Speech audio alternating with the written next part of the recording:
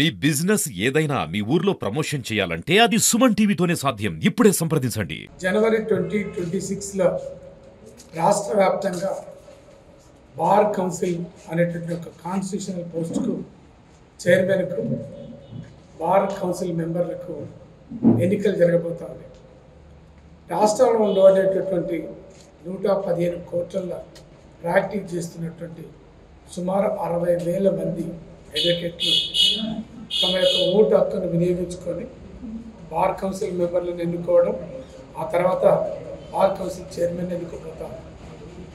ఇప్పటి వరకు గత 30 సంవత్సరాలుగా ఒకే బార్ కౌన్సిల్ కొనసాగుతుంది. ఎక్కువ మంది బార్ కౌన్సిల్ మెంబర్లు కొనసాగుతారు. 2 సంవత్సరాల కాలం కోసం ఎన్నికైనటువంటి బార్ కౌన్సిల్ మెంబర్లు చైర్మన్లు 7.5 సంవత్సరాలుగా వాళ్ళు సీట్లను వదిలిపెట్టి పోవట్లేరు, బార్ కౌన్సిల్కి ఎన్నికలు పెడతలేరు. దాంతో ఏంటంటే హైకోర్టులో రిట్ వేయడం, సుప్రీంకోర్టులో రిట్లు ఫైల్ చేయటం, కేసులు ఫైల్ చేసిన తర్వాత సుప్రీంకోర్టు డైరెక్షన్ ఇచ్చి ఎలక్షన్లు పెట్టమంటే గత్యంతరం లేక ఇప్పుడు ఎలక్షన్లు పెట్టేటటువంటి పరిస్థితి ఈ రాష్ట్రంలో కొనసాగుతుంది. రాష్ట్ర వ్యాప్తంగా 60,000 మంది అడ్వకేట్ల యొక్క సమస్యలు విపరీతంగా ఉన్నాయి. 2019 నుంచి 25 వరకు సుమారు 10-15,000 మంది న్యాయవాదులు ఎన్రోల్ చేసుకోరు అడ్వకేట్లు. వాళ్ళకి ఏ రకమైనటువంటి హెల్త్ కార్డ్స్ ఇచ్చే పరిస్థితి లేదు. ఈ రాష్ట్రాల్లో ప్రాక్టీస్ చేస్తున్నటువంటి 35 సంవత్సరాల నుంచి 66 సంవత్సరాల మధ్య ఉండేటటువంటి న్యాయవాదులకు వెల్ఫేర్ ఫండ్ ఇచ్చేటటువంటి పరిస్థితి.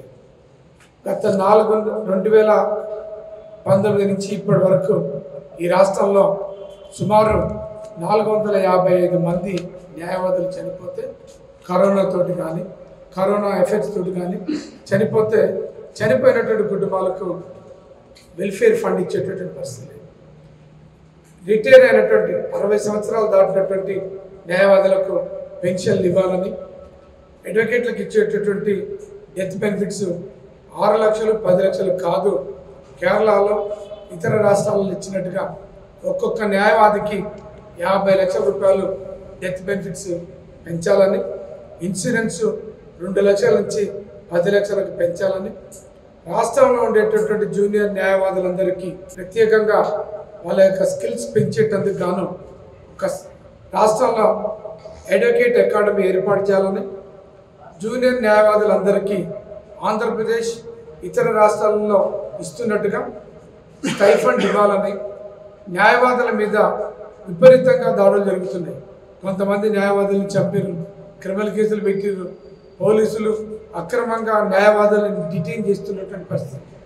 వీటన్నిటికీ ఒకే ఒక్క మార్గం ఈ రాష్ట్రంలో తెలంగాణ అడ్వకేట్స్ యాక్ట్ తీసుకురావాలి. అడ్వకేట్స్ ప్రొటెక్షన్ యాక్ట్ తీసుకురావటం వల్ల అడ్వకేట్ల యొక్క మీద దాడులు తగ్గుతాయి. ధైర్యంగా ఏ ఇబ్బంది లేకుండా న్యాయవాదులు ప్రాక్టీస్ చేసుకునేటటువంటి ఒక వాతావరణం ఈ రాష్ట్ర ప్రభుత్వం కల్పించాలి. ఈ రాష్ట్రంలో వెంటనే తెలంగాణ అడ్వకేట్స్ ప్రొటెక్షన్ యాక్ట్ తీసుకురావాలని, న్యాయవాదులకు స్టైఫండ్ ఇవ్వాలని, ఈ రాష్ట్రంలో అడ్వకేట్స్ అకాడమీ ఏర్పాటు చేసి న్యాయవాదులందరికీ కూడా కావాల్సినటువంటి లీగల్ స్కిల్స్ పెంచే ఏర్పాటు చేయటం, అందరికీ ప్రొఫెషన్ అంటే ఒక ప్యాషన్, ధైర్యంగా ప్రాక్టీస్ చేసుకునేటటువంటి ఒక వాతావరణం తీసుకురావాలని, 60 సంవత్సరాలు పైబడినటువంటి న్యాయవాదులు వాళ్ళకు డెత్ బెనిఫిట్స్ ఇచ్చే బదులు వాళ్ళందరికీ కూడా రిటైర్మెంట్ బెనిఫిట్ పెన్షన్ లాగా నెలకు 10-20 రూపాయల మధ్యన రిటైర్ ఇచ్చినటువంటి న్యాయవాదులకు ఇవ్వాలని, ఈ రాష్ట్రంలో న్యాయవాదులు రకరకాల సమస్యలతో బాధపడుతారు. వీటన్నిటిని కూడా రాష్ట్రంలో ఉన్నటువంటి అన్ని బార్లలో ఈ లైబ్రరీస్, ఈ కోర్ట్స్, ఈ లైబ్రరీ ఏర్పాటు చేయాలని, అందరికి కూడా లీగల్ స్కిల్స్ పెంచేటటువంటి ఒక ఏర్పాటు చేయాలని ఒక నినాదంతో రాష్ట్ర న్యాయవాదులు పడుతున్నటువంటి ఇబ్బందులు మొత్తం పరిష్కరించాలని, 50 లక్షల వరకు ఇన్సూరెన్స్ పెంచాలని, మెడిక్లైమ్ పెంచాలని ఈ నినాదంతో ఈ రాష్ట్రంలో ఉన్నటువంటి బార్ కౌన్సిల్కు చేంజెస్ తీసుకురావాలని, కొత్త మంచి నాయకత్వం అంటే కొత్త బార్ కౌన్సిల్ని ఎంపిక చేసుకోవాలనేటటువంటి ఒక పేరుతోటి రాష్ట్రం అంతా నేను తిరుగుతున్నా, అన్ని బార్లలో మీటింగ్లు పెడుతున్నా. నేను కూడా బార్ కౌన్సిల్ మెంబర్గా పోటీలో ఉన్నా. న్యాయవాదుల సమస్యల మీద 2019లో పబ్లిక్ ఇంట్రెస్ట్ లిటిగేషన్ వేసి ఆపదలో కరోనా సమయంలో ఇబ్బందులు ఉన్నటువంటి న్యాయవాదులకు 25 కోట్ల రూపాయలు ఇప్పించేటందుకు నేను ప్రయత్నం చేసి రకంగా 25 కోట్లు ఫైనాన్షియల్ ఎయిడ్ ఇవ్వడానికి కారకునైనా. రాష్ట్ర వ్యాప్తంగా JCJ coaching centres, ఏపీపో coaching centres ఏర్పాటు చేసినాం. కొత్తగా వచ్చినటువంటి అమెండ్మెంట్ యాక్ట్ పుస్తకాలను ప్రింట్ చేసి, భూభారతి యాక్ట్ పుస్తకాలను ప్రింట్ చేసి రాష్ట్రంలో చాలామంది న్యాయవాదులకు పంపిణీ చేయడం జరిగింది. న్యాయవాదులు కరోనా సమయంలో ఇబ్బందులు పడుతుంటే న్యాయవాదిగా నేను కూడా నా సొంత ఖర్చులతోటి కొన్ని ప్రొవిజన్స్ పంపిణీ కార్యక్రమాలు కూడా చేయడం జరిగింది. అందుకే ఈ రాష్ట్రంలో ప్రతి న్యాయవాది ధైర్యంగా గౌరవంగా బతికేటట్టుగా ఏర్పాటు చేయాల్సినటువంటి బార్ కౌన్సిల్ ఏమాత్రం బాధ్యతాయుతంగా పనిచేయడం అనేది జరుగుతలేదు. అడ్వకేట్ల యొక్క సమస్యలు పరిష్కరించడం జరుగుతలేదు. అందుకనే ఎగ్జిస్టింగ్ బార్ కౌన్సిల్ని అబ్నార్మల్ చేంజెస్ కావాలని, కొత్త చైర్మన్, కొత్త మెంబర్లు, బార్ కౌన్సిల్ మెంబర్లు ఎన్నుకోవాలని ఈ రాష్ట్రంలో 60,000 మంది న్యాయవాదులు ఎప్పుడు వస్తాయి ఎలక్షన్స్ అని అడిగేటటువంటి ఒక వాతావరణం ఉంది.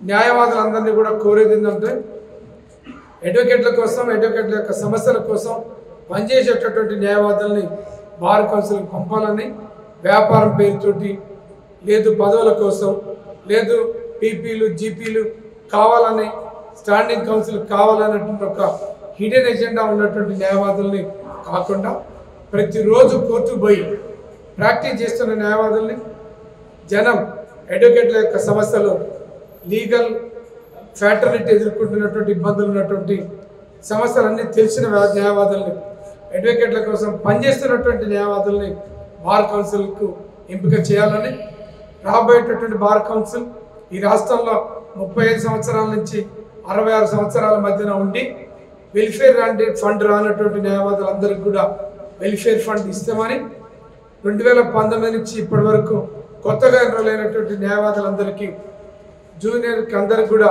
స్టైఫండ్ 5 నుంచి 10,000 వరకు ప్రొవైడ్ చేసి ఏర్పాటు చేస్తామని, అలాగే వెల్ఫేర్ ఫండ్తో పాటు రాష్ట్ర వ్యాప్తంగా 2 లక్షలు ఉన్నటువంటి ఈ మెడిక్లైమ్ ఇన్సూరెన్స్ని, అంటే హెల్త్ ఇన్సూరెన్స్ని 5 లక్షలకు పెంచుతామని, రాష్ట్రంలో ఉండేటటువంటి కొత్తగా రాష్ట్ర వ్యాప్తంగా రాష్ట్రంలో అడ్వకేట్ల యొక్క సమస్యలు పరిష్కరించడానికి ఒక ఎమ్మెల్సీని ఏర్పాటు చేయమని, రాష్ట్రంలో అడ్వకేట్స్ ప్రొటెక్షన్ యాక్ట్ తీసుకురావడానికి 41A అనేటువంటి ఒక అమెండ్మెంట్ని సవరణ చేయించడం కోసం 41A అనేటటువంటి ఈ సిఆర్పిసిని డిజిటలైజేషన్ తగ్గించడం కోసం నేను పనిచేస్తాను.